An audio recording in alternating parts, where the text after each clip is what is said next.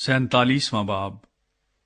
تب یوسف نے آ کر فرعون کو خبر دی کہ میرا باپ اور میرے بھائی اور ان کی بھیڑ بکریاں اور گائے بیل اور ان کا سارا مال و متاع ملک کنعان سے آ گیا ہے، اور ابھی تو وہ سب جشن کے علاقے میں ہیں۔ پھر اس نے اپنے بھائیوں میں سے 5 کو اپنے ساتھ لیا اور ان کو فرعون کے سامنے حاضر کیا، اور فرعون نے اس کے بھائیوں سے پوچھا، تمہارا پیشہ کیا ہے؟ انہوں نے فرعون سے کہا، تیرے خادم چوپان ہیں جیسے ہمارے باپ دادا تھے۔ پھر انہوں نے فرعون سے کہا کہ ہم اس ملک میں مسافرانہ طور پر رہنے آئے ہیں، کیونکہ ملک کنعان میں سخت کال ہونے کی وجہ سے وہاں تیرے خادموں کے چوپایوں کے لیے چرائی نہیں رہی، سو کرم کر کے اپنے خادموں کو جشن کے علاقے میں رہنے دے۔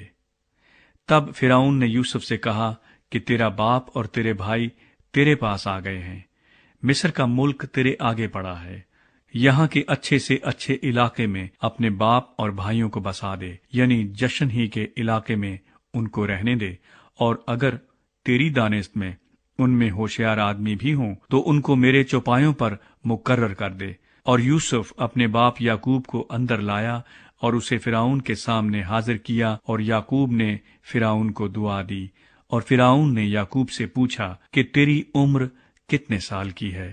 یعقوب نے فرعون سے کہا کہ میری مسافرت کے برس 130 ہیں، میری زندگی کے ایام تھوڑے اور دکھ سے بھرے ہوئے رہے، اور ابھی یہ اتنے ہوئے بھی نہیں ہیں جتنے میرے باپ دادا کی زندگی کے ایام ان کے دور مسافرت میں ہوئے۔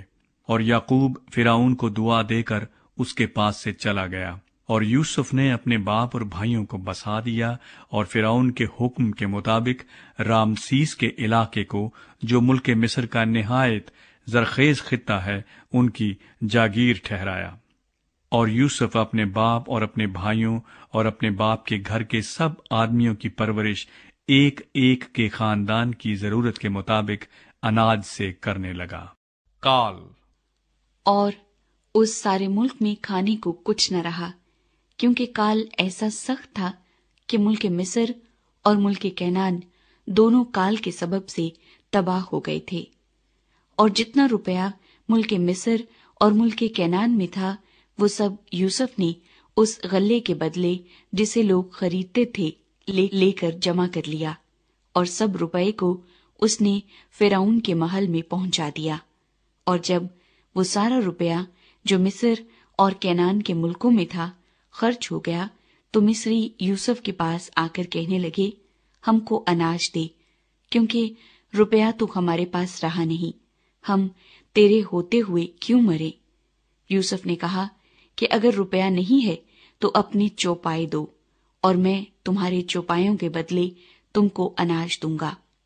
سو وہ اپنے چوپائے یوسف کے پاس لانے لگے، اور یوسف گھوڑوں اور بھیڑ بکریوں اور گائے بیلوں اور گدھوں کے بدلے ان کو اناج دینے لگا، اور پورے سال بھر ان کو ان کے سب چوپایوں کے بدلے اناج کھلایا۔ جب یہ سال گزر گیا تو وہ دوسرے سال اس کے پاس آ کر کہنے لگے کہ اس میں ہم اپنے خداوند سے کچھ نہیں چھپاتے کہ ہمارا سارا روپیہ خرچ ہو چکا، اور ہمارے چوپایوں کے گلوں کا مالک بھی ہمارا خداوند ہو گیا ہے، اور ہمارا خداوند دیکھ چکا ہے کہ اب ہمارے جسم اور ہماری زمین کے سوا کچھ باقی نہیں۔ بس ایسا کیوں ہو کہ تیرے دیکھتے دیکھتے ہم بھی مرے اور ہماری زمین بھی اجڑ جائے، سو تو ہم کو اور ہماری زمین کو اناج کے بدلے خرید لے، کہ ہم فرعون کے غلام بن جائیں، اور ہماری زمین کا مالک بھی وہی ہو جائے، اور ہم کو بیج دے تاکہ ہم ہلاک نہ ہوں بلکہ زندہ رہیں، اور ملک بھی ویران نہ ہو۔